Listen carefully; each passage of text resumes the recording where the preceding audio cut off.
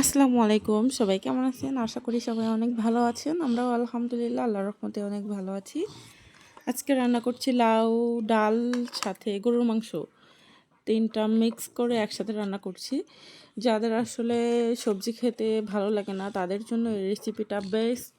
আমার যখন মাছ খেতে আর ভালো লাগে না, প্লাস সবজি খেতেও ভালো লাগে না, তখন আমি সবজির মধ্যে সামান্য মাংস দিয়ে ডাল দিয়ে এইভাবে রান্না করি। এটা আমার অনেক ভালো লাগে। আপনারা অবশ্যই ট্রাই করে দেখবেন। অনেক মজার হয় রান্নাটা, বিশেষ করে লাউ। সেটা তো আসলে অনেক ভালো একটা সবজি। লাউ খাওয়া অনেক ভালো সবার জন্য। তো আমি প্রথমেই দিয়েছিলাম তেল, তার মধ্যে দিয়েছিলাম গরম মশলা, এরপরে দিয়েছিলাম পেঁয়াজ কুচি। পেঁয়াজটাকে আমি ভাজি করে নিয়ে দিয়েছিলাম রসুন বাটা, গরম মশলা বাটা, জিরা বাটা। মশলাটা আমি ভালোভাবে কষিয়ে নিয়েছিলাম। এরপরে দিয়ে দিলাম শুকনো মরিচ, হলুদ গুঁড়া, আর দিয়ে দিলাম লবণ। দিয়ে আবারও আমি মশলাটাকে ভালো করে কষিয়ে নিলাম। এরপরে আমি দিয়ে দিলাম এখানে 1 বাটি মাংস ছিল, ছোট একটা বাটির। এই মাংসগুলো দিয়ে আমি এখন ভালোভাবে এটাকে কষিয়ে নিব, বেশ অনেকক্ষণ ধরে কষিয়ে নিব।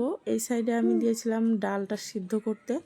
আমি ডালটা আলাদা সিদ্ধ করে নিচ্ছি, কারণ ডালটা সিদ্ধ হতে আমার অনেক টাইম লাগে। এর জন্য আমি আলাদা করে প্রেশার কুকারে 2টা সিটি দিয়ে নিব।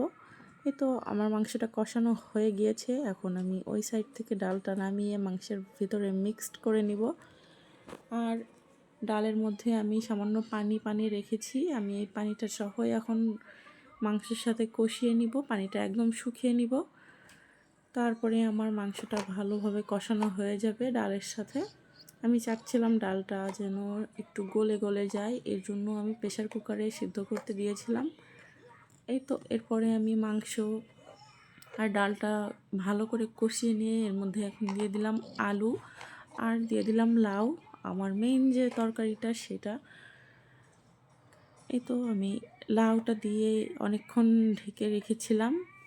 আমার লাউটাও এখন সিদ্ধ হয়ে গিয়েছে ঢেকে রাখার কারণে। আর লাউটা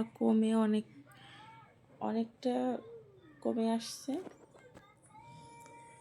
আমার এতগুলা লাউ ছিল, আমার কড়াইতে ধরছিল না, তারপরেও এখন অনেক কমে গিয়েছে। লাউটাও অনেক ভালো ছিল, সিদ্ধ হয়ে গিয়েছে। আমি এরপরে দিয়েছিলাম ঝোলের জন্য পানি। এখন পানিটা ফুটে গেলে আমি দিয়ে দিলাম কাঁচামরিচ আর দিয়ে দিলাম টমেটো, যেটা আসলে না দিলে ভালোই লাগে না, এর জন্য আমি দিয়েছিলাম। আর এখানে আপনারা চাইলে এখন ধনিয়া পাতা দিয়ে নামিয়ে নিতে পারেন। আমার বাসার ফ্যামিলি মেম্বাররা সবাই ধনিয়া পাতা পছন্দ করে না, এর জন্য আমি দেইনি। মাঝে মাঝে দিই, সব তরকারিতে দেই না। আমি একটা বাটিতে সামান্য নিয়েছিলাম টেস্ট করার জন্য। অনেক মজা হয়েছিল, আপনারা অবশ্যই ট্রাই করবেন আর জানাবেন রেসিপিটি কেমন হয়েছে। যারা সবজি পছন্দ করে না তাদের জন্য। আসসালামু আলাইকুম।